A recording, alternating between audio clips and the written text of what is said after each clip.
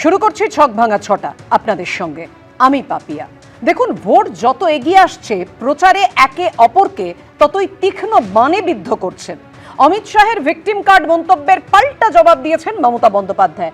ফের বললেন 294 কেন্দ্রে আমিই প্রার্থী। আর এবার ক্যারম খেলে বিতর্কে কেন্দ্রীয় বাহিনী। সংঘাতের আবহে ফের এক ঝাঁক বদলে নির্বাচন কমিশনের আক্রমণ শানিয়েছেন মুখ্যমন্ত্রী মমতা বন্দ্যোপাধ্যায়। একের পর এক এই ইস্যু নিয়ে আমরা আলোচনায় আসবো। স্টুডিওতে আমাদের সঙ্গে অতিথিরা রয়েছেন, কিন্তু আলোচনায় আসার আগেই শুরুতেই রাখবো এই প্রতিবেদন। আমি নাকি ব্যান্ডেজ পরে ঘুরে বেড়াই। 26-এর ভোটের আগে রাজ্য রাজনীতিতে ফের উঠে এলো 2021-এর ভোটের নন্দীগ্রাম পর্ব।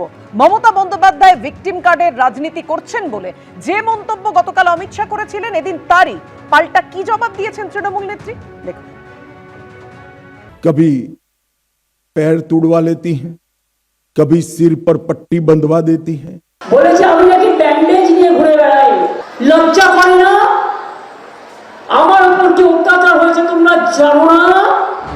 আগামী 5 বছরের জন্য কার দখলে থাকবে পশ্চিমবঙ্গ, তার জন্য ভোটের লড়াইয়ে যে যার মতো ঘুঁটি সাজাচ্ছে তৃণমূল বিজেপি।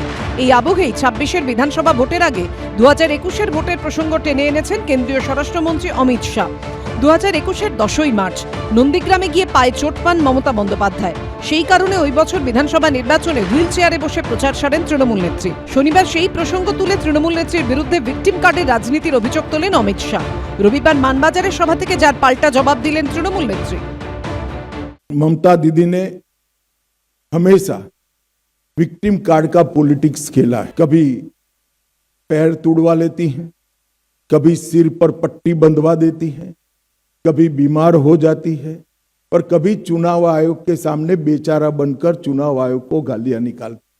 मगर ममता दीदी, मैं आपको बताने आया हूं कि आपकी ये राजनीति को, विक्टिम कार्ड की पॉलिटिक्स को बंगाल की जनता अब बहुत अच्छे तरीके से समझ गई।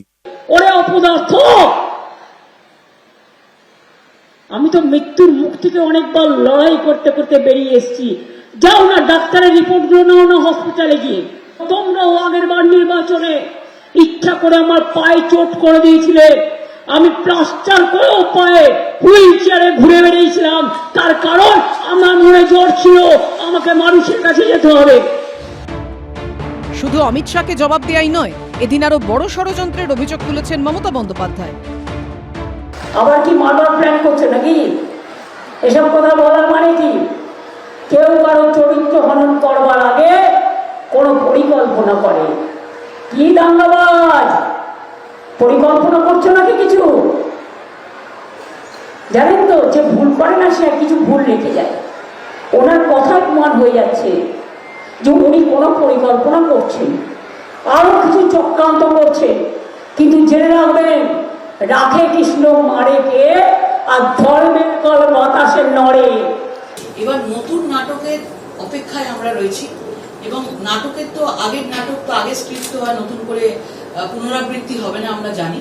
এবং এবারে নতুন ভাবে সিম্প্যাথি নেওয়ার চেষ্টা করছি। কোনো সময় ভোটের বৈতরণী পার হতে গেলে অনেক সময় একটা সিম্প্যাথি নেওয়া, মহিলা ভিকটিম কার্ড, এরকম ভাবে একটা খেলার জায়গা আমরা দেখেছি।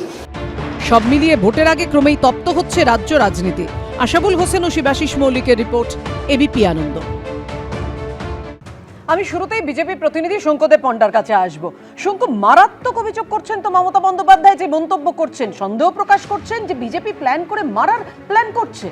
দেখুন, ব্যক্তিগতভাবে আমি ওনার আরোগ্য কামনা করি, কিন্তু আমার মনে হচ্ছে যে এবারে নির্বাচনে একটা স্তর উনি বাড়াতে চাইছেন। মানে হুইল চেয়ারটা তো হয়ে গেছে, এবারে স্ট্রেচার ফ্রেচার না আনতে পারলে ব্যাপারটা ঠিক টিকবে না, মানে ঠিক জমবে না। সেই জন্য হুইল চেয়ারের স্তরটা পেরিয়ে বা স্ট্রেচারের স্তরে যাওয়ার চেষ্টা। আমার বক্তব্য হচ্ছে যে আমি জানতে চাই, কয়েকদিন আগে আমি দেখলাম যে ওনার ঘরেই ওনার মাথা ফেটে গেছিলো, মাথায় ব্যান্ডেজ দিতে হয়েছিল। সেই তদন্ত ওনারই রাজ্যের পুলিশ করছিল। সেই তদন্ত রিপোর্টটা আগে উনি প্রকাশ করুন।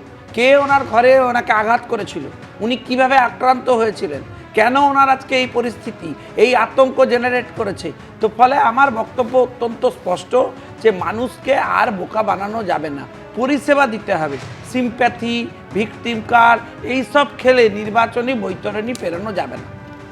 অর্থাৎ রাহুল দা যেটা বলছে শঙ্কুরা, যে পরিষেবা লাগবে, উন্নয়ন লাগবে, যেটা হয়নি, যেটা একমাত্র বিজেপি ক্ষমতায় এলে দিতে পারবে। আপনি নিশ্চয়ই খেয়াল করেছেন অমিত শাহ একেবারে ব্যক্তিকেন্দ্রিক আক্রমণ করছেন, কিন্তু যেটা অভূতপূর্ব। দেখুন, এটা তো নতুন কিছু নয় পাপিয়া। তুমি দেখে থাকবে গতবার বিধানসভা ভোটের ক্ষেত্রে দাঁড়িয়ে দিলীপ বাবু বলেছিলেন বালমুড়া পড়ার নিদান দিয়েছিলেন। তো বিজেপি নেতাদের কাছে নতুন কিছু নয়, এগুলো উপর থেকে আসে। এই যে সংস্কৃতি বিজেপির, এটা উপর থেকে নিয়ে আসে। তাই নিচের লোকরা বলেন, উপরের লোকরা বলেন, কখনো থানা জ্বালিয়ে দাও, কখনো মেরে দাও, কখনো বালমুড়া পড়াও। সুতরাং নারীদের নিয়ে বিজেপি বলতে পারে কিছু। এক মিনিট, নারী নিয়ে বিজেপি বলবে যে মণিপুরে দাঁড়িয়ে নগ্ন প্যারেড করানো হয়েছে মহিলাদের, যে মণিপুরে দাঁড়িয়ে বছরের পর বছর প্রধানমন্ত্রী যায়নি পর্যন্ত, যেখানে দাঁড়িয়ে উত্তরপ্রদেশ থেকে আরম্ভ করে ভারতবর্ষের যে কোনো জায়গায় নারী সুরক্ষা নিয়ে এরা বড় বড় কথা বলা পরেও এরা ফের বিলকিস বেগমের ধর্ষণকারীকে যারা মালা পরিয়ে বরণ করে তাদের কাছে আপনি উত্তর দেবেন? এরা নির্লজ্জ, দোকান করা বেহায়া। এরা বাঙালিদের নিয়ে কি বলবে? লজ্জা ছেড়ে গিয়ে দেন আবার। সুতরাং মমতা বন্দ্যোপাধ্যায় যেটা করেছেন, মানুষ দুহাত তুলে সমর্থন করেছে। এবার ওই ভণ্ড এই বিচারী বিজেপিকে মানুষ সমর্থন করবে না, মানুষ ক্ষমা করবে না। মমতা বন্দ্যোপাধ্যায়ের নামে যত এরা কুৎসা বানাবে, যত নোংরা আক্রমণ করবে, তত মানুষের জবাব দেবে, তত জনতার উত্তর দেবে। এতে তুমি নিশ্চিত থাকতে পারো, এতে আমাদের কেউ আসা যায় না। কারণ মমতা বন্দ্যোপাধ্যায়ের মানুষ পশ্চিমবঙ্গের হৃদয় আছে। সুতরাং মমতা বন্দ্যোপাধ্যায় আকাশ থেকে কোনো খসে পড়া তারা নয়, ধুম করে তাকে নিয়ে আমরা এত কথা বলছি। মমতা বন্দ্যোপাধ্যায়ের পুরো কেরিয়ার বাংলার মানুষ জানেন, উনি কোথা দিয়ে কোথায় এসেছেন, কিভাবে নিগৃহীত হয়েছেন, কিভাবে ওনার উপর অত্যাচার হয়েছে। এটা বাংলার মানুষকে নতুন করে বলতে হবে না। কোথা থেকে বহিরাগত এসে হট করে লোকের মুখে হট করে বসে যাবেন, বাংলার মানুষ সেটা মেনে নেবে না। বাংলার মানুষ জানে মমতা বন্দ্যোপাধ্যায়। রাজনীতির দরজার পারদ তো ক্রমশ চড়ছে। সুমনদা, আপনাদের কৌশল কি? কৌশলের ব্যাপার তো এখানে কিছু নেই। আমরা এসব কথা ধর্তব্যের মধ্যে নিচ্ছি না, কারণ তৃণমূল এবং বিজেপির এই মক ফাইট আমরা দীর্ঘদিন ধরে দেখে আসছি। এই মমতা বন্দ্যোপাধ্যায় কংগ্রেসের ঘাড়ে পা রেখে 2011 সালে ক্ষমতায় এসেছিলেন। তারপর উনি কীভাবে রাজনৈতিক বেইমানি করেছেন বাংলার মানুষ সেটা দেখেছে। এবার একবার, দুবার, তিনবার বেল আউট হয়, বারবার তো মমতা বন্দ্যোপাধ্যায় বেল আউট হবে না। আমি কখনো বলবো না যে আমি একজন মানুষ হিসাবে, এবং বিশেষ করে তিনি একজন মহিলা, কেউ তাকে ব্যক্তি আক্রমণ করুক, আমি সেটা চাই না। তবে সব ব্যান্ডেজেরই ডিএনএ টেস্ট হওয়া উচিত, এই ফরেন্সিক টেস্ট হওয়া উচিত। এটা গেল এক। আর উন্নয়নের কথা যদি ওঠে, তাহলে উন্নয়ন কাদের হয়েছে? উন্নয়ন হয়েছে সেই সব মানুষ যারা তৃণমূল কংগ্রেসের, সেটা স্থানীয় স্তরে হোক বা সর্বোচ্চ স্তরে হোক, তৃণমূল কংগ্রেসের বৃত্তের মধ্যে যারা থেকেছে, তাদের পারমিট, তাদের সিন্ডিকেট, তাদের প্রমোটার রাজ সব কিছু প্রস্ফুটিত হয়েছে। কিন্তু বাংলার ছেলে মেয়েদের বলা হয়েছে যে তোমরা ওই চপ ভেজে আর ঘুগনি বানিয়ে সন্তুষ্ট থাকো। এটাই মমতা বন্দ্যোপাধ্যায়, এটাই মমতা বন্দ্যোপাধ্যায়ের উন্নয়ন। আপনি যখন কথা বলেছেন নির্লজ্জ তৃণমূল কংগ্রেসের প্রতিনিধিত্ব করছেন, আপনার এইটুকু লজ্জা থাকা উচিত। একটা রাজনৈতিক দল যখন প্যানেলে কথা বলে, আর আমি যখন চোরেদের প্রতিনিধিত্ব করছি, আমার একটু মাথা নামিয়ে কথা বলা উচিত। চোরেদের প্রতিনিধিদের কাছে, পাচারকারীদের প্রতিনিধিদের কাছে, যারা সিন্ডিকেট রাজের প্রতিনিধিদের কাছে, সমর্থন করো না, সিন্ডিকেট রাজের প্রতিনিধিদের কাছে আমি বেদবাক্য শুনবো না। মমতা বন্দ্যোপাধ্যায় ম্যাসকট কারা? এই প্যানেলে আগেও বলে গেছি, জেসিবি, শাহজাহান, এরা হচ্ছে সব আপনাদের দলের ম্যাসকট। আপনারা আবার অন্য রাজনৈতিক দলের ক্ষমতা আসবে, তোমরা 100% চাইছো কি? অতি বড় শত্রু জানে তোমরা ক্ষমতা আসবে না। এই 2026-এ বাংলার মানুষ দেখতে পাবে পাচারকারীদের। মহানন্দাদি, এই ভিকটিম কার্ডের রাজনীতি কতটা প্রভাব ফেলবে এবারের ভোটে? মহানন্দাদি। হ্যাঁ, দেখো, বিজেপিকে এখানে প্রধান বিরোধী দল হিসেবে তারা উঠে এসেছে 2019 থেকে। কিন্তু বিজেপিকে একটা জিনিস ঠিক করতে হবে, সেটা হচ্ছে যে তারা যে রাজনৈতিক স্ট্র্যাটেজি নিয়ে এখানে লড়াই করতে এসেছে, সেটা বাংলার জন্য কতটা মানে যুগোপযোগী এবং যথার্থ। যেরকম পরিষ্কার কথা বলছি যে ধর্মীয় মেরুকরণ, এটা আমি সবসময় বলি, বা এই যে তরোয়াল নিয়ে মিছিল, হাইকোর্টের বাধা সত্ত্বেও শিক্ষা প্রতিষ্ঠানে রামনবমীর পুজো, হিন্দু মুসলমান বিভাজন, এগুলো কিন্তু বাংলার সংস্কৃতির সঙ্গে যায় না। এটা প্রথমে বুঝতে হবে। এটা প্রথম এটা খেয়াল করুন, অমিত শাহ যেভাবে তীক্ষ্ণ আক্রমণ শানিয়েছেন এই ভিকটিম কার্ড নিয়ে, এটা আগে দেখেছেন? এই মানে এটা ব্যক্তিগত আক্রমণ হয়ে যায়। মানে আগেও আমরা দেখেছি বিভিন্ন নির্বাচনে একটু নেতা নেত্রীদের এই ব্যক্তিগত আক্রমণ, এইগুলো কিন্তু খুব কুরুচিকর বলে আমার ব্যক্তিগত মত। একটা কথা বলে নিই, যেটা হচ্ছে যে একটা জিনিস লক্ষ্য করো যে আগের যে নির্বাচনে বিজেপির যেটা মেন এজেন্ডা ছিল ডাবল ইঞ্জিন সরকার, আমি যদি সেটাও মেনে নিই তাহলে গুজরাট যেখানে পার ক্যাপিটা ইনকামে 1 নম্বর পজিশন ভারতবর্ষে, সেখানে 38% অপুষ্ট মানুষ, সেখানে লিঙ্গ বৈষম্য মারাত্মক জায়গায়। আসামের ক্ষেত্রেও তুমি যদি দেখো মানব সম্পদ উন্নয়ন, শিক্ষা, স্বাস্থ্য, এগুলো কিন্তু ন্যাশনাল অ্যাভারেজের নিচে। কাজেই বিজেপিকে কিন্তু উন্নয়ন যদি করতে হয় তার বার্তাটা হাইলাইট করতে হবে। এই ধর্মীয় মেরুকরণ করে কিন্তু আমার মনে হয় তাদের স্ট্র্যাটেজিতে খুব লাভ হবে না। আরেকটা যেটা কথা বলবো তৃণমূলের ক্ষেত্রেও, যে 2019 অবধি তাদের যে উন্নয়নের প্রতি ব্যয়, পরিকাঠামো উন্নয়ন খুবই ভালো, কিন্তু পরবর্তীকালে বিজেপি যখনই উঠে এলো নরম হিন্দুত্বের তাসটা কিন্তু তৃণমূলও খেলতে শুরু করেছে। অর্থাৎ এই মন্দির বানানো ইত্যাদি। দেখো, মন্দির মসজিদ তৈরি করা সরকারের কাজ নয়, তারা যাতে যে ধর্ম যে যার মতো পালন করতে পারে সেটাকে রক্ষা করা হচ্ছে প্রশাসনের কাজ। এটা আমার কথা নয়, এটা একেবারে সনাতন শাস্ত্রের কথা, চাণক্যের অর্থশাস্ত্রের কথা। কাজে এই পলিসিটা যদি না মানা হয় তাহলে বিজেপি বিরোধী হিসেবেই থেকে যাবে, আর তৃণমূল কংগ্রেসকে নরম হিন্দুত্বের খেলাটা খেলে কোন কার্ডে কোন কৌশলে এই যুদ্ধ যেতে অবশ্যই সেদিকে নজর থাকবে, কারণ জনগণ রায় দেবে 4 তারিখ। আর এদিকে দেখুন, আজকেই নওদায় দাঁড়িয়ে অধীর এবং হুমায়ুনকে, অর্থাৎ অধীর রঞ্জন চৌধুরী এবং হুমায়ুন কবিরকে চ্যালেঞ্জ ছুড়ে দিয়েছেন অভিষেক বন্দ্যোপাধ্যায়। ক্ষমতা থাকলে কেন্দ্রের দেওয়া নিরাপত্তা প্রত্যাহার করুন, প্রয়োজনে রাজ্য সরকার আপনাদের নিরাপত্তা দেবেন। এখনো দিল্লিতে বাংলো ছাড়েননি অধীর রঞ্জন চৌধুরী। এটা কি সেটিং?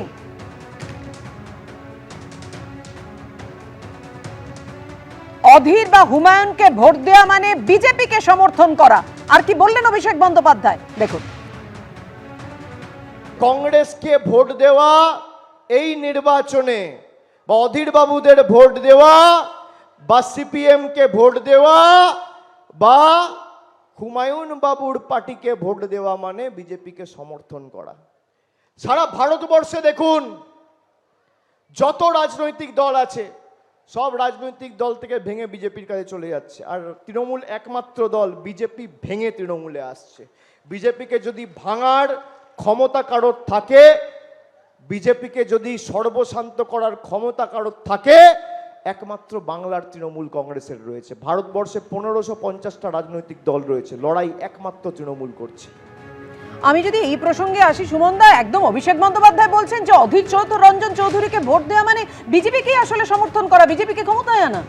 একটু অভিষেক বন্দ্যোপাধ্যায়কে আমি এবিপি আনন্দর প্যানেলের মাধ্যমে জিজ্ঞেস করতে চাই, যদিও আমি ব্যক্তিগত আক্রমণে বিশ্বাসী নই।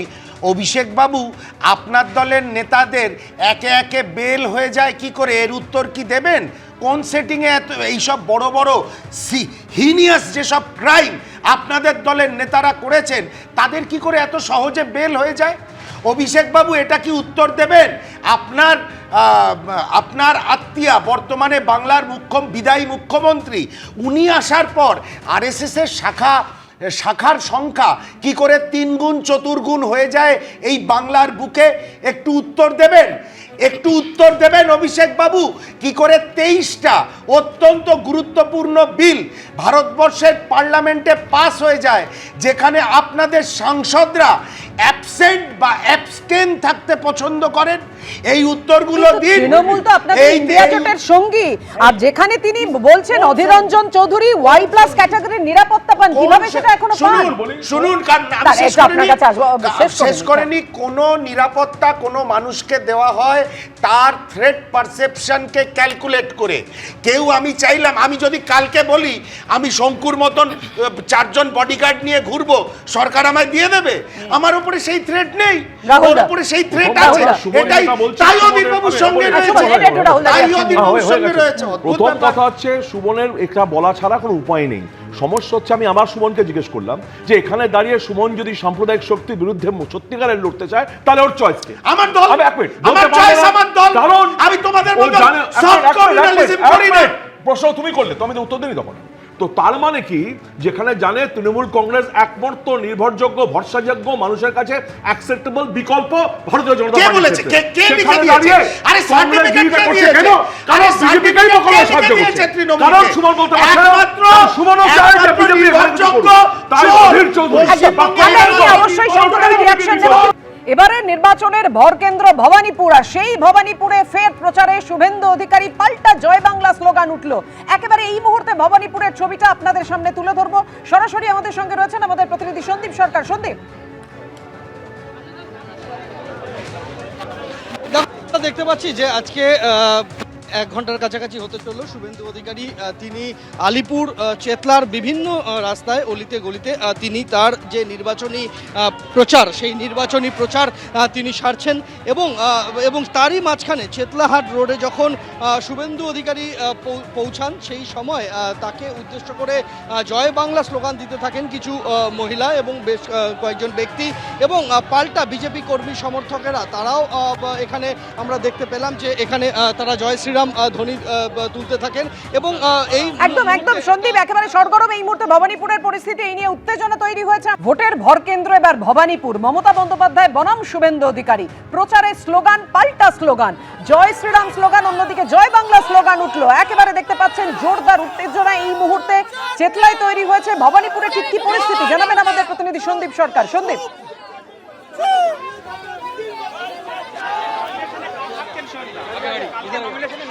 দেখো, আজকে শুভেন্দু অধিকারী যখন চেতলাহাট রোডে তিনি প্রচারে আসেন, সেই সময় আজকে তিনি আলিপুর সার্ভে বিল্ডিং থেকে প্রচার শুরু করেছিলেন। সেই প্রচারের করতে করতে তিনি যখন চেতলাহাট রোডে আসেন, তখন চেতলাহাট রোডে শুভেন্দু অধিকারীর সামনে বেশ কয়েকজন মহিলা আচমকাই বিক্ষোভ দেখাতে শুরু করেন এবং তারা জয় বাংলা স্লোগান দিতে থাকেন। এবং সেই জয় বাংলা স্লোগান যখন তারা দিচ্ছেন, ঠিক সেই সময় বিজেপির কর্মী সমর্থকরা যারা রয়েছেন তারা পাল্টা ভারত মাতা কি জয় এবং জয় শ্রীরাম ধ্বনি তুলতে থাকেন। এবং এই দুপক্ষের মধ্যে একেবারে স্লোগান যুদ্ধ চরমে ওঠে আমরা দেখতে পাই। আমাদের সঙ্গে আমাদের প্রতিনিধির যোগাযোগ বিচ্ছিন্ন হয়ে গেছে, আবার আসবো, কিন্তু তার আগে দেখুন এই মুহূর্তের ছবিটা।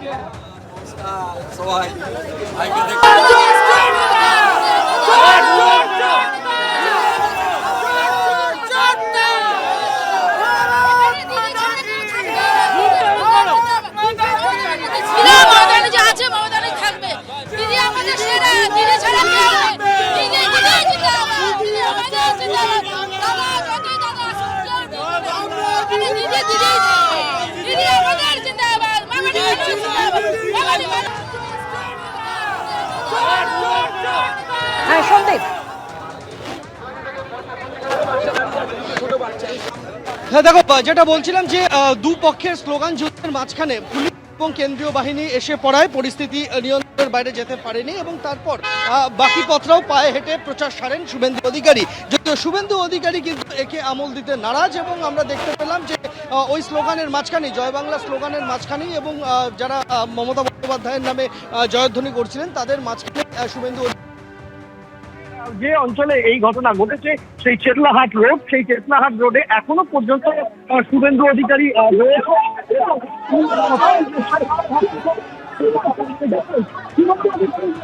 চালিয়ে যাচ্ছেন শুভেন্দু অধিকারী রয়েছেন, তার সাথে কথা বলে নেব। শুভেন্দু বাবু, প্রচারের মাঝখানেই এরকম স্লোগানের মুখে পড়তে হল ওখানে আমার ওইক্ষণ পর্যন্ত ছিল, আমি আবার পরের দিন করি। হঠাৎ করে প্রচার ছিল 4:30 থেকে 6:30, আমি কমপ্লিট করি। এরকম জয় বাংলা স্লোগান দিতে শুরু করলেন। তো 3টে লোক তো থাকবে, হাজার হাজার কণ্ঠে জয় শ্রীরাম, হাজার হাজার কণ্ঠে জয় শ্রীরাম, হাজার হাজার কণ্ঠে জয় শ্রীরাম। আজকে এক লপ্তে 84 জন ভিডিওকে সরিয়ে দেওয়া হলো, আমরা দেখতে পাচ্ছি। ঠিক করে এই ওসিগুলোকে সরানো, চেতলা, আলিপুর, ভবানীপুর, এই ওসিগুলোকে ঘাড় ধাক্কা মেরে সরানো উচিত। বলছেন কেন সরানো উচিত বলে? পা চাটছে তৃণমূলে, মমতাকে জেতানোর ঠেকা নিয়েছে। দাপিয়ে বেড়ালাম, 2 ঘন্টা দাপিয়ে বেড়ালাম, 3000 ভোটারের সঙ্গে মিট করলাম, 3000 জনই বলল ঠিক লোককে নরেন্দ্র মোদীজি পাঠিয়েছে। হারাবো, মমতাকে হারাবো। আমরা একটা লোক চাইছিলাম, আপনি এসে গেছেন। দেখতে পাচ্ছি যে রীতিমতো আত্মবিশ্বাসী শুভেন্দু অধিকারী এবং এই স্লোগান যুদ্ধের মাঝখানেই তিনি আজকের এই প্রচার কর্মসূচি সেটা তিনি শেষ করলেন এবং এই মুহূর্তে প্রচার শেষ করে শুভেন্দু অধিকারী তিনি এই চেতলা অঞ্চল ছেড়ে বের হচ্ছেন আমরা দেখতে পাচ্ছি। একদম আমাদের নজর থাকবে এই পরিস্থিতির দিকে। ধন্যবাদ এই মুহূর্তে তোমায় সন্দীপ। রাহুল দা, শুভেন্দু অধিকারী বলছেন একেবারে দাপিয়ে বেড়ালাম ভবানীপুরে, সকাল থেকে রাত অবধি এখনো পর্যন্ত যে ছবি দেখা যাচ্ছে। তিনি বলছেন মমতা বন্দ্যোপাধ্যায়কে হারাবো, 3000 লোকের সঙ্গে মিট করেছি, সবাই পরিবর্তন চাইছে। দাপিয়ে বেড়াতে বেড়াতে একসময় হাঁপিয়ে যাবে পাপিয়া। শুভেন্দু অধিকারী কেন? মমতা বন্দ্যোপাধ্যায়কে ভবানীপুর থেকে হারানোর ক্ষমতা কারণ। আলিপুরে দাঁড়িয়ে একসময় আলিপুর বলো, পরবর্তীকালে ভবানীপুর বলো, ভবানীপুরের সঙ্গে মমতা বন্দ্যোপাধ্যায়ের নাম অঙ্গাঙ্গিভাবে জড়িত। আজকে শুভেন্দু অধিকারীর সাথে কি কন্ট্রিবিউশন? একবার তো হেরেছেন নন্দীগ্রামে। আজ শুভেন্দু সাথে লোডশেডিং করে হেরেছেন তো। ভবানীপুরে লোডশেডিং আপনার রাজ্যে লোডশেডিং তো হয় না, আপনি তো বলেছিলেন। ভবানীপুরে দাঁড়িয়ে মমতা আপনাদের রাজ্যে নাকি লোডশেডিং হয় না, এত দেয়ালে লেখা লোডশেডিং আছে হয়ে গেল। মমতা বন্দ্যোপাধ্যায়ের নাম ভবানীপুরে মানুষের ঘরে ঘরে আপনারা জেনারেটর খুঁজুন, জেনারেটর জ্বালিয়ে রাখবেন, আলোতে হারবে। আচ্ছা আচ্ছা শঙ্কু, আসবো তোমার কাছে। ভবানীপুরের মানুষ দুহাত তুলে আশীর্বাদ করবে এবং শুভেন্দু অধিকারীকে পালিয়ে বাঁচতে হবে ওখান থেকে, পালিয়ে বেরোনোর পথ পাবে না। আমি বলছি হাঁপিয়ে যাবে, ওটা কাঁপিয়ে দেওয়া না, ওটা হাঁপিয়ে যাওয়া। শুভেন্দু অধিকারী দেখতে পাচ্ছে অহিন্দ্র মঞ্চে যেদিন মমতা বন্দ্যোপাধ্যায় কর্মী সভা করলেন, সেদিন এমনটাও শোনা গেছে মমতা বন্দ্যোপাধ্যায়, অভিষেক বন্দ্যোপাধ্যায়, বিশেষ করে মমতা বন্দ্যোপাধ্যায়ের মুখে উঠে এসেছিল লোডশেডিং এর প্রসঙ্গ। শঙ্কু, দেখুন আমি মানে নির্দিষ্ট স্ট্রং রুমে নজর দেওয়ার কথা কর্মীদের বলেছিলেন বিশেষ করে। দেখুন আমি আপনাদের বলবো যে যেদিন নন্দীগ্রামের ফলাফল বেরিয়েছিল, এই লোডশেডিং এর গল্পটা প্রায় তার 5 দিন পরে এসেছিল। কারণ একটা তো এক্সকিউজ তৈরি করতে হবে, একটা নির্বাচনে হেরে গেছেন, কি উত্তর দেবেন, সেই উত্তর দেওয়ার জন্য একটা লোডশেডিং এর গল্প ফেঁদেছেন। আপনি আমায় বলুন যে এই গল্প ফেঁদে উনি কোর্টে গেলেন, গত 5 বছরে একবারও কোর্টে অ্যাপিয়ার করতে দেখেছেন? একবার ওই মামলা নিয়ে ওনারা কোর্টে গেছেন? শুধু একটা এক্সকিউজ খাড়া করার জন্য করে রেখেছিলেন। নন্দীগ্রামেও হেরেছেন, ভবানীপুরেও এবার হারবেন। ওনাকে আটকানোর জন্য এত চেষ্টা। না না না, তখন শুনেছি আপনার জ্ঞান। শুনুন না, আমি বলছি যে একজন যে কোনো বিরোধী রাজনৈতিক দলের লোক প্রচার করবে, এত ভয় কিসে, এত আতঙ্ক কিসে? গতকাল রাত্রে এর আগের দিন রামনবমীর অনুষ্ঠান করতে গেছেন ভবানীপুরে, বাঁশ নিয়ে 3 ঘন্টা দাঁড়িয়ে থাকতে হলো, মঞ্চ বাঁধতে দিলেন না। আজকে উনি মিছিল করতে গেছেন, ওখানে ক্যাওস জেনারেট করার জন্য লোক নামিয়ে দিয়েছেন। কেন প্রচার করা যাবে না? কেন কেন ভয়, কেন এত আতঙ্ক, কেন এত আতঙ্কিত কেন উনি? উনি বুঝেছেন যে ভবানীপুরেও হারবে। আরে ওনাকে কি বলতে হচ্ছে শুনুন। উনি বলছেন, দাদা শুনুন না, এটা শুনে নিন আপনার নেত্রী। আরে আপনি যারা বলছেন তিনি কি বলেছেন তার কথা বলছি, শুনুন না। তিনি বলেছেন, আরে প্লেন শুনে নিন, তিনি কি বলেছেন? মমতা বন্দ্যোপাধ্যায় বলেছেন আমি একটি ভোটে হলেও জিতবো। কনফিডেন্স নেই। কনফিডেন্স থাকলে বলতেন আমি ওখানে 100% ভোটে জিতবো। কোথায় এক সেকেন্ড শঙ্কু, তার মানে এর এক সেকেন্ড এর মধ্যে দিয়েই তো কনফিডেন্স স্পষ্ট হয়ে গেল। তার মধ্য দিয়ে কনফিডেন্স স্পষ্ট হলো যে মমতা বন্দ্যোপাধ্যায়কে একটি ভোটে জেতার জন্য লড়াই করতে হচ্ছে। উনি হেরে গেছেন বলেই কনফিডেন্স নেই। উনি বলছেন ছোট গেম, আমি জিতবো, কেউ আটকাতে পারবে না, আমি 30,000 ভোটে জিতবো বলছেন না, আমি 10,000 ভোটে জিতবো বলছেন না। উনি বলছেন ইভেন লাস্ট বার যত ভোটে হেরেছিলেন 2000 ভোটে জিতবো, সেটাও বলছেন। কে কত ভোটে জিতবে যখন শঙ্কু এই প্রসঙ্গ আনলো, তখন যারা ভোট দেবেন ভোটার, সেই ভোটার তালিকায় নিষ্পত্তি কি হলো সে বিষয় নিয়ে কথা বলবো। আমাদের সঙ্গে আমাদের প্রতিনিধি রুমা পাল রয়েছেন, রুমা কাছে আসবো, কিন্তু তার আগে জানিয়ে রাখি এসআইআর এ ভোটার তালিকা থেকে বাদের সংখ্যা ছাড়ালো 80 লক্ষ। বিবেচনাধীন ভোটারের নিষ্পত্তি বেড়ে হলো 40 লক্ষ। বিবেচনাধীন তালিকা থেকে বাদ যাওয়ার হার 40 থেকে 45%। কমিশন সূত্রে কি খবর পাওয়া যাচ্ছে রুমা? দেখো, জানিয়ে রাখি আজকে পর্যন্ত বিবেচনাধীন ভোটারের নিষ্পত্তি বেড়ে হলো 40 লক্ষ এবং বাদের সংখ্যাও কিন্তু বেড়ে হয়েছে 44 থেকে 45%। এবার বলা যেতেই পারে যে এবার বাদ যাওয়া ভোটারের সংখ্যা প্রায় 80 লক্ষ ছড়ালো। কারণ জানিয়ে রাখি যে একদম যে খসড়া ভোটার তালিকায় সেখানে আমরা দেখেছি 58 লক্ষের বাদ হয়েছিল এবং চূড়ান্ত ভোটার তালিকা 5 লক্ষ, এবং সেক্ষেত্রে যদি 44 থেকে 45% এই বাদ যায় সেক্ষেত্রে কিন্তু 18 লাখ সংখ্যা হচ্ছে, এবং অর্থাৎ বোঝা যাচ্ছে যে প্রায় 80 লাখ কিন্তু ছড়াচ্ছে এই বাদ যাওয়ার তালিকা। তবে বাদের তালিকা থাকা ভোটার আবেদন করতে পারবেন ট্রাইব্যুনালে, ইতিমধ্যেই কিন্তু জানিয়ে দেওয়া হয়েছে। কিন্তু ট্রাইব্যুনাল কবে থেকে শুরু করবে সেটা কিন্তু স্পষ্ট করেনি এখনো কমিশন। তবে কালকে রাতেই অনলাইনে আবেদন কিভাবে করা যাবে সেটা কিন্তু জানিয়েছে কমিশন। অর্থাৎ যারা বাদ যাবেন তারা কিন্তু ট্রাইব্যুনালে আবেদন করতে পারবেন। কিন্তু এখনো পর্যন্ত জানিয়ে রাখি যে ভোটারের নিষ্পত্তি হয়েছে 40 লক্ষ এবং বাদের সংখ্যা প্রায় 44 থেকে 45% এবং বাদ যাওয়া ভোটারের সংখ্যা প্রায় 80 লাখ 6 লাখ। ধন্যবাদ রুমা। অবশ্যই প্রতি মুহূর্তে স্পষ্ট হতে থাকবে, যেটা নির্বাচন কমিশন সূত্র খবর পাওয়া গেছে, কিন্তু এখনো তো ধোঁয়াশা রয়েই গেল মহানন্দাদি। দেখো, এসআইআর নিয়ে গুচ্ছ গুচ্ছ প্রশ্ন মানুষের মনে। প্রথম প্রশ্ন হচ্ছে যে এটা কি ভোটাধিকার দেওয়ার লিস্ট না ভোটাধিকার হরণের লিস্ট, মানে এটা কোনটার উপর জোর দেওয়া হচ্ছে? এসআইআর কেন এতদিন বাদে মানে শুরু হয়েছে এই প্রসেস? এই যে টাইটেলের জন্য সমস্যা বা ইত্যাদি, বাঙালিদের টাইটেলের মধ্যে যে অনেক রকমের ডিসক্রিপেন্সি থাকতে পারে, চ্যাটার্জি, চট্টোপাধ্যায়, ব্যানার্জি, বন্দ্যোপাধ্যায়, এই ধরনের ছোটোখাটো যে মিস্টেক, এগুলো মিস্টেক নয়। এ ধরনের বৈচিত্র্য আছে বাঙালিদের মধ্যে, বাঙালিদের টাইটেল হোক বা তাদের নামের পদবিতে হোক, মুসলমানদের নামের মধ্যে হোক। কাজে এর প্রিপারেশনটা এই 2-3 মাস আগে থেকে নিতে হবে, ভোটের ঠিক আগে আগে অনেক সময় ছিল। লাস্ট 2002-এ হয়েছে, তারপর থেকে এতদিন বাদে ইলেকশন কমিশনের ঘুম ভাঙলো, প্রথম প্রশ্ন। দ্বিতীয় হচ্ছে যে এই কাজটা করার সময় 21 বার বোধহয় নির্দেশ বদলেছে ইলেকশন কমিশন, আবার হোয়াটসঅ্যাপের মধ্যে দিয়ে, এবং হোয়াটসঅ্যাপ এমন একটা জিনিস যেটা ডিলিট করে দেওয়া যায়। এই রকমই ধরনের কাজকর্ম হচ্ছে। এই রাজ্যে আন্ডার অ্যাডজুডিকেশন কেন হবে? কেন বিচারকদের ইনভলভ করতে হবে? কত অমীমাংসিত মামলা পড়ে রয়েছে, তারা তাদের কাজ ছেড়ে এই কাজগুলো করবেন? কেন করতে হচ্ছে? দাঁড়াও, তারপর আরেকটা যেটা সেটা হচ্ছে যে সফটওয়্যারের উপরে সফটওয়্যারের উপরে ডিপেন্ড করা হচ্ছে। তাহলে এমন সফটওয়্যার না, মোটেই না, মোটেই না। আমি মানুষের হয়ে বলছি, আমি দুজনকে বিরত করছি, শেষ করতে দিতে হবে মহানন্দাদিকে। আমি শুধু মানুষের হয়ে কথা বলছি, আমি কোনো পার্টির হয়ে বলছি না। মানুষের কেন হয়রানি হবে? সেই নোটবন্দি থেকে আরম্ভ করে লাইনে দাঁড়ানো, কেন এই একটা এসআইআর প্রক্রিয়া ভোটাধিকার দেবার জন্য কেন মানুষের চোখের জল পড়বে? আমরা দেখতে পাচ্ছি একটা বৃদ্ধ মানুষ এত বছর ভোট দিয়েছে, 2002-তে তার নাম রয়েছে, তা সত্ত্বেও নাম চলে যাচ্ছে। এমন সফটওয়্যার এসআইআর প্রক্রিয়াকে ম্যানিপুলেট করা হচ্ছে, এমন সফটওয়্যার কেন? বারবার বলছি দান্তে, মহানন্দাদি শেষ না করলে এরকম চলতে থাকলে কেউ বলতে পারবে না। হ্যাঁ মহানন্দাদি প্লিজ বলুন। প্রযুক্তির যুগে এমন সফটওয়্যার কেন ব্যবহার করা হচ্ছে যেখানে এই ডাইভার্সিফিকেশনকে অ্যাড্রেস করা যায় না? কাজেই সব কিছুর মধ্যেই কিন্তু একটা বিশেষ উদ্দেশ্য চলে আসছে, একটি বিশেষ ধর্মাবলম্বী মানুষকে ডিলিট করার চেষ্টা করা হচ্ছে।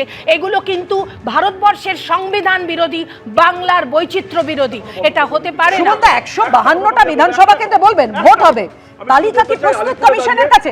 এক সেকেন্ড বলবেন আপনি, সুমনদার কাছে প্রশ্ন। সংখ্যালঘু মানুষের বাস, সেটা বেছে বেছে বাধ্য হচ্ছে কেন? আমার সুমনদার কাছে প্রশ্ন। আমি আপনাদের কাছে এই মুহূর্তে আসতে পারছি না। সুমনদা, সুমনদাকে বলতে দিন। সুমনদা বলুন। পাকিস্তানি আর রোহিঙ্গাদের ঢুকিয়েছে। ওই কথা রোহিঙ্গা একটা বলো, সব রোহিঙ্গাদের ভোটে জিতবেন বলে চক করেছিলেন, বাংলাদেশিদের ভোটে জিতবেন বলে চক করেছিলেন। অনুপ্রবেশদের দালালি করছেন, অনুপ্রবেশদের কারণে ভোটে আমি দুজনকেই থামালাম, এবার দুজনকেই থামালাম। সুমনদা দেখুন, আমি এই যে তর্কাতর্কি হচ্ছে, আমি সেটা সাবস্ক্রাইব করি না। মহানন্দাদি যেই প্রশ্নগুলো তুললেন, ভেরি পার্টিনেন্ট প্রশ্ন। আমি একটা কথা প্রথম থেকে আমি এবং আমার দল বলেছি, এসআইআর হোক, ইন্টেন্সিভ রিভিশন হোক, সময় নিয়ে হোক, কিন্তু আলটিমেটলি কি দেখা গেল, কখনো এই প্রক্রিয়াটা দেখে মনে হচ্ছিল যেটা একটা ঘুরপথে এনআরসি করার চক্র, কখনো মনে হচ্ছে যে এই এসআইআরটাকে বিধানসভা নির্বাচনের আগে পশ্চিমবঙ্গে নিয়ে এসে কোনো একটা পার্টিকুলার সম্প্রদায়কে আমাদের রাজনৈতিক পরিসর থেকে সরিয়ে দেওয়ার একটা ষড়যন্ত্র। মাননীয় রাজ্য কংগ্রেস সভাপতি শুভঙ্কর সরকার বারবার বলেছেন এবং নিজে পিটিশনার হয়ে সুপ্রিম কোর্টে এই বিষয়ে উনি মামলাও করেছেন যে সময় নিয়ে এসআইআর প্রক্রিয়া করুন, মিনিমাম 1 বছর সময় থাকা উচিত। তাহলে তো এত প্রশ্ন উঠতো না। এক মুখার্জি মুখোপাধ্যায়, ব্যানার্জি বন্দ্যোপাধ্যায়, সামান্য এইটুকুর তফাতে এইটুকুর তফাতে পুরো তৃণমূলটা আজকে করুন আপনি, কংগ্রেসটা তুলে দিন। কি বাজে এই জন্য কথা তো এখনো বলছেন? প্রার্থী ভাই, তালিকা তুমি দেননি। এর সঙ্গে তৃণমূল এখনো আর প্রার্থী কংগ্রেসের তালিকা কি আছে? দেননি কংগ্রেস। তৃণমূলকে সাপোর্ট করার জন্য পুরো তৃণমূলের লাইনে কথা বলা যায়। এরকম ভাবে চ্যাটার্জি ব্যানার্জি কথার মাঝখানে আটকালে কিন্তু কারোর কাছে নির্দিষ্টভাবে যাবে না, সবার কাছে আসবো নির্দিষ্ট করে। সুমনদাকে শেষ করতে দাও। সুমন দা, আপনি বলুন। চ্যাটার্জি, চট্টোপাধ্যায়, গাঙ্গুলি, গঙ্গোপাধ্যায়, এই ডিফারেন্সগুলো অবধি যখন সারফেসড হয়েছে, মানুষ প্রবলেমের মধ্যে পড়েছে। আমার একটাই বক্তব্য হচ্ছে, মমতা এটা আলটিমেটলি কি হয়ে গেল, মানে কিছু মনে করবেন না রাহুল দা, ওই data entry operator supply versus AI, এই লড়াই হয়ে গেল। হ্যাঁ, পারেননি আপনারা পারেননি, আপনারা সঠিক সময় একদম 100% প্রশ্ন আমিও তুলেছি। নির্বাচন, এক মিনিট, দেখুন, এখনো অবধি নির্বাচন কমিশন সূত্রে যে খবর পাওয়া যাচ্ছে, কিছুক্ষণ আগেই জানালাম যে এসআইআর এ ভোটার তালিকা থেকে বাদের সংখ্যা ছাড়িয়েছে 80 লক্ষ। নাম বাদ নিয়ে মমতা বন্দ্যোপাধ্যায় আজকে মানবাজার থেকে ঠিক কি আক্রমণ শানিয়েছেন, রাখবো আপনাদের সামনে। কিছুই জানে না, উল্টো পাল্টা বকুম বকুম পায়রা, নেই কাজ তো কই গাছ। ওনার আবার 2 কান কাটা, মানুষের কথা শুনতে পায় না, শুধু ভোটার কাটে। বল ভোটার কাটা, দাঙ্গাকারী, ভোট কাটারি, দাঙ্গাকারী, ভোট কাটারি, স্বৈরাচারী, গণতন্ত্র হত্যাকারী, সংবিধান হত্যাকারী। বিজেপি জেনে রেখো, মানুষের অধিকার থেকে মানুষের ভোট কেটেছো, তোমাদের কেউ এবার ভোট দেবে না, কেউ না, কেউ না, কেউ না। শঙ্কু, দেখুন, আমি আবার একটা কথা বলবো যে উনি দাঙ্গাকারী, হত্যাকারী এই সমস্ত বলছেন, আর নিজে আজকে রাম মন্দিরের শুভেচ্ছা জানাতে গিয়ে উনি দাঙ্গাকে উস্কে দেওয়ার মতো কমিউনিকেশন দিচ্ছেন। কি বলছে? হ্যাঁ, কিছু মার্জনা করবেন। কি রঘুনাথগঞ্জে কি সবসময় করেছো? রঘুনাথগঞ্জে আপনারাই কি করেছো? আপনারাই নিশ্চয় করেছেন। রামনবমী, রামের অনুষ্ঠান করলেই হচ্ছে এই ধরনের প্রশ্ন ওঠে, আর অন্যরা অস্ত্র নিয়ে রাস্তায় বেরিয়ে পড়লে আপনাদের কিছু হয় না। আপনারা এখন চোখে দেখতে পান না, তখন চোখে ঢুলি বেঁধে থাকে, এখন সব দেখতে পান। বাংলাটাকে পুরোপুরি মিনি পাকিস্তান বানাতে গেছিলেন। আমরা রুখছি, এখানে সংবিধানটা হাতে তুলে দিয়েছেন একটা সাম্প্রদায়িক দল, তৃণমূল কংগ্রেস, একটা সাম্প্রদায়িক দল, একটা নির্দিষ্ট ব্যক্তিগত আক্রমণ নয়, প্লিজ, ব্যক্তিগত আক্রমণ নয়। শঙ্কু শেষ করো, রাহুল দাস আসবো। শঙ্কু শেষ করো। দেখুন, আমি আবার একটা কথা বলবো যে মহানন্দাদি 3টে গুরুত্বপূর্ণ প্রশ্ন তুলেছেন। আমি একটা কথা বলতে চাই যে নির্বাচন কমিশন কেন কেউই এই পশ্চিমবাংলায় কাজ করতে পারবে না যতদিন তৃণমূল কংগ্রেসের হচ্ছে ম্যানিপুলেটেড অফিসার্স থাকবেন, এবং তারা প্রত্যেকটা স্তরে নির্বাচন কমিশন যাতে কাজ না করতে পারেন তার জন্য যা যা করার করেছেন। এমনকি এরকমও অভিযোগ শোনা যাচ্ছে যে জুডিশিয়াল অফিসারদেরও নানা রকম ভাবে এনারা ডিস্টার্ব করবার চেষ্টা করেছেন। আমি স্পষ্টভাবে বলতে চাই যে যে কোনো সেন্ট্রাল এজেন্সি, যে কোনো নিউট্রাল এজেন্সি এখানে কাজ করতে পারবে না, কারণ তৃণমূল কংগ্রেসের একটাই উদ্দেশ্য এই বাংলায় সার্বভৌমত্ব থেকে শুরু করে। একটা কথা শোনো, আমি বলছি বারবার এই প্রশ্নটা উঠেছে যখন জ্ঞানেশ কুমার সাংবাদিক বৈঠক করেন, প্রথম যখন মুখ্য নির্বাচন কমিশনার, তখন একাধিক প্রশ্ন উঠেছিল পশ্চিমবঙ্গের পরিস্থিতি নিয়ে। সেই প্রশ্নের মুখে পড়ার পরও তখন কি নির্বাচন কমিশনার বুঝতে পারেননি যে পশ্চিমবঙ্গের কি পরিস্থিতি অন্যান্য রাজ্যের মতো নয়, এসআইআর করলে বাধার মুখে পড়তে হবে, সুতরাং আগাম প্রস্তুতি ছাড়া কেন এমন জটিল পরিস্থিতি তৈরি হলো সেই প্রশ্ন নির্বাচন কমিশনকে তো শুনতে হবে।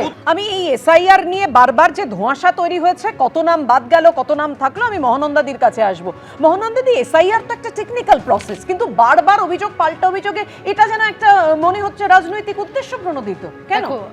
এটা এই কারণেই রাজনৈতিক উদ্দেশ্য প্রণোদিত মনে হচ্ছে। তার প্রথম কারণ হচ্ছে যে এতদিন বাদে এসআইআর। দ্বিতীয় পয়েন্ট যেটা হচ্ছে যে বলা হচ্ছে যে বাংলায় ডেমোগ্রাফি চেঞ্জ হয়ে যাচ্ছে, জনবিন্যাস, জনগণনাটাই তো ঠিকমতো হয়নি 2011-র পর থেকে। 2021-এ যেটা ডিউ ছিল সেটা কোভিডের জন্য পিছিয়েছে, কিন্তু পুরোপুরি জনবিন্যাসের যে একটা প্রসেস সেটা করা যায়নি। রাহুল, থার্ড আরেকটা কথা বলবো প্লিজ, একদম, একটা একদম, কথা সময় প্লিজ কম। রাহুল, একটু আমি সময় নিচ্ছি। একটা খুব ইম্পর্টেন্ট জিনিস যে তৃণমূল কংগ্রেসের এখানে কিন্তু মহিলা ভোটারদের একটা বড় অংশের সাপোর্ট থাকে। এবারে কিন্তু আমরা দেখতে পাচ্ছি প্রায় 8 লক্ষ মহিলাদের একদম, নাম বাদ। প্রথম কথা, তুমি প্রথম থেকে দেখো একটা অপরিপক্ক আনপ্ল্যান্ড যেটা 2 বছরে করা দরকার সেটা 2 মাসে করতে চেয়েছে। এইভাবে হতে পারে না। কেন? 2 আজকে বছর যদি আগে নির্বাচন করে দিলে কমিশন আপনি মনে আবার করতো এসআর এইভাবে করতেই নাম হবে, বলতে পারতেন তার তো। জন্য যথেষ্ট সময় দরকার ছিল। হ্যাঁ? সেই 2 বছর সময়টা আগে না নিয়ে SIR হয়ে গেলে একটা আপনি আতঙ্ক 1 ছড়িয়ে বছর দেওয়া হাতে মানেই সময় হচ্ছে পেলে যেভাবে এই সমস্ত এটিকে রাজনৈতিক অফিসার দিয়ে ফায়দা আবার করা নাম যায়। ঢোকাতে। এটা এইটা রাজনৈতিক প্ল্যান ছিল একটা আপনাদের। প্রেক্ষাপটের মানে চিত্রনাট্য। চুরি কোনো জায়গায় ছাড়বেন সুতরাং না। বাংলায় দাঁড়িয়ে ভোটের বিহারে যা চুরি, করছে ওরা ভোটার বাংলা লিস্টের একইভাবে চুরি, করতে চেয়েছে, ভোটের কারণ নাম ঢোকানোর এখানে চুরি। দাঁড়িয়ে ওরা সুমনদা। রাজনৈতিকভাবে কিছু করতে পারবে ছি, না। ছি, এইভাবে এসআর করা যায়। বিজেপি এবং নির্বাচন কমিশন খুব ভালো করে জানতো যে এই 3 মাসের এসআইআরে ত্রুটি মুক্ত ভোটার লিস্ট বার করা সম্ভব নয়। এটা ঘুরপথে মমতা বন্দ্যোপাধ্যায়কে ভারতীয় জনতা পার্টি একটা ইস্যু তুলে দিল নির্বাচনের আগে, যাতে এই হিন্দু মুসলিম মেরুকরণটা আরো জোরদার হয়। বিজেপি সংখ্যাগুরুদের নিয়ে রাজনীতি করবে, তৃণমূল সংখ্যা লঘুদের নিয়ে আর রাজনীতি আগে করবে, আগে candidate এবং ঘোষণা করুন তো। এবং কংগ্রেস তৃণমূলকে হেল্প করে যাচ্ছে। পুরো তৃণমূল কংগ্রেস একটা সমর্থিত পশ্চিমবঙ্গ কংগ্রেস তৈরি করেছে। তৃণমূল আর ছেড়ে দিন। বিজেপির ক্ষমতা নেই। বড় বড় রাজনৈতিক কথা, লড়াই। একটা কংগ্রেস নাম দেওয়া হয়েছে কোথাও SIR খুঁজে পাওয়া যাচ্ছে না, নাম candidate দেওয়া হয়েছে SIR রাজনৈতিক এই লড়াইয়ের মধ্যে তো জড়িয়ে আছে জনগণের স্বার্থ, জনগণের ভাগ্য, যে তারা যারা ভোটার লাইনে দাঁড়াবেন, যারা নির্বাচিত করবেন এক বিধায়ককে। দেখুন এইদিকে অবশ্যই আমাদের নজর থাকবে যে ভোটার তালিকা একের পর এক যে সাপ্লিমেন্টারি লিস্ট বেরোচ্ছে, আর এর মধ্যেই আমরা যে প্রতিবেদন দেখাই মমতা বন্দ্যোপাধ্যায়ের যে বক্তব্য ছিল এই ভিকটিম কার্ড প্রসঙ্গে, সেখানে মমতা বন্দ্যোপাধ্যায়ের বক্তব্য সম্প্রচারিত হয়েছিল। মমতা বন্দ্যোপাধ্যায় যা বলেছিলেন তাতে মনে হয়েছিল যে তাকে মার্ডার করার পরিকল্পনা করা হয়েছে, কিন্তু মমতা বন্দ্যোপাধ্যায় বলেছেন যে তাকে মারার পরিকল্পনা করা হয়েছে। আমরা বিরতিতে যেতে যেতে দেখে নেব অনিচ্ছাকৃত যে মমতা বন্দ্যোপাধ্যায় যেটা বলেছিলেন, অনিচ্ছাকৃত এই ত্রুটির জন্য আমরা দুঃখিত। কি বলেছিলেন মমতা বন্দ্যোপাধ্যায় একবার দেখব। বলেছে আমি নাকি ব্যান্ডেজ নিয়ে ঘুরে বেড়াই। ওরে অপদার্থ, আমি তো মৃত্যুর মুখ থেকে অনেকবার লড়াই করতে করতে বেরিয়ে এসেছি। যাও না ডাক্তারের রিপোর্টগুলো নাও না হসপিটালে গিয়ে। লজ্জা করে না? আমার উপর যে অত্যাচার হয়েছে তোমরা জানো না? এবং তোমরাও আগের বার নির্বাচনে ইচ্ছা করে আমার পায়ে চোট করে দিয়েছিলে। আমি প্লাস্টার করেও পায়ে হুইল চেয়ারে ঘুরে বেরিয়েছিলাম, তার কারণ আমার মনে জ্বর ছিল, আমাকে মানুষের কাছে যেতে হবে। আবার কি মার্ডার প্ল্যান করছে নাকি? এসব কথা বলার মানে কি? কেউ কারো চরিত্র হনন করবার আগে কোনো পরিকল্পনা করে। কি দাঙ্গাবাজ, পরিকল্পনা করছো নাকি কিছু?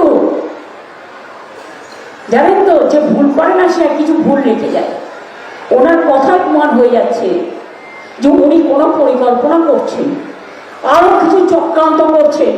কিন্তু জেনে রাখবেন, রাখে কৃষ্ণ মারে কে, আর ধর্মের কল বাতাসে নড়ে।